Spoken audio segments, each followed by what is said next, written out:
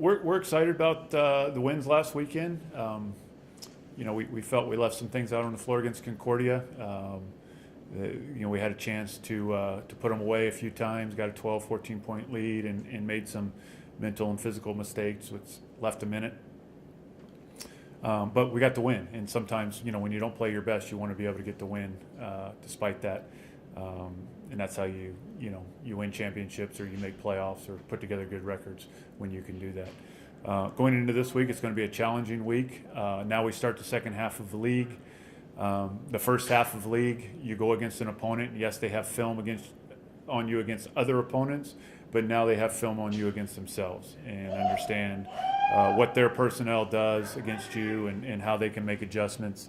And so it's challenging, and whichever team makes the better adjustments and does it within their system is going to be successful. I've told the team that I think that the first team we play, St. Martin's, and I'm not counting us, I'm just talking about the other 10 teams in our league. They're the best team that will play in our league. Are they the most talented team from top to bottom? No. Are they the most best defensive team or the best offensive team? Maybe not either one, but they're the best team, total team. They have some kids who went through some losing seasons, and Coach Preble has come in and they've had some success, and they have total trust in what he wants them to do. They follow their defensive system, they follow their offensive system, and they get the most out of each other each game. And when they do that, sometimes things happen, like against Billings last Thursday night, where they beat a team that was in second place by 48 points and made 19 of 28 threes, and held a team averaging 80-some points a game to 58. And so, our game against them here was a low-scoring slugfest. We were not good offensively. We were good defensively. I don't know what he thinks what his team was. I think he probably thinks they were pretty good defensively. He probably doesn't think they were very good offensively either. Coaches are never satisfied, but it's going to be a challenging game on Thursday night, and it's got our total attention. We'll turn to SPU on Friday, Thursday night after the SMU game, and we know that they'll be waiting for us. We had a really good game here, and they didn't play quite as well, and the score got out of hand, but that's not indicative of how close the talent level is. And I'm sure they'll be looking for redemption, and also to get another win and get themselves closer to a conference tournament spot. So I expect both games to come down to the last 5 minutes, and hopefully we're defending and we're executing offensively, and can come out with 2 wins against 2 quality teams. Any injury update on Corey and Snooki? Nothing. There's nothing. I mean, anything we have now is just a daily thing that just happens to every team. Guys have bumps and bruises, but no limitations.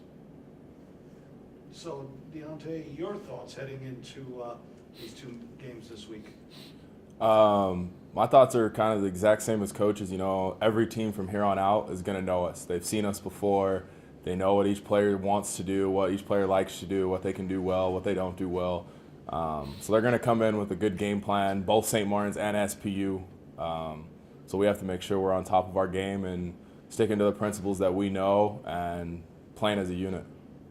How tough an adjustment is it, the fact that when you play the first time, you really don't know each other, but now you're getting the second go-round with them? How did things change in your mind in terms of preparing for these teams? I think the biggest part in the second half of the season is execution, both offensively and defensively, because now teams know. They're going to know some of your sets. They're going to know some of your calls. So now those little small things that may have slid in the first 10 games, you might have gotten away with it, but you won't get away with it in the second half of the conference play. So you got to be – every little detail's got to be done to a point. So you think that there's maybe more of an advantage being at the bottom half, where teams that didn't perform their best against you, they saw your best already, and now they know how to adjust? I wouldn't say there's an advantage for those teams more down at the bottom. I just think you just got to pay a little bit more closer attention to detail. Not so much, okay, these guys, we gave them our best game already. We're not going to have another good game against them. no, we're going to have a good game. Now we're just going to tighten up some of those things, like those little small mistakes maybe we made in that first game. Now we know better. We shouldn't make those mistakes again. So.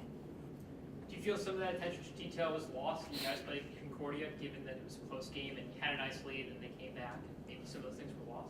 Yeah, I think so. There was times, we had them down by 14 points, and then, we went on this little spurt where we had 3 turnovers, right, back to back to back, and 3 threes, that's 9 points. Right back in this in the single digits. And against good teams anywhere in the standings, you get guys start getting hot, and you could be in for a long night, and we were in for a long night that night.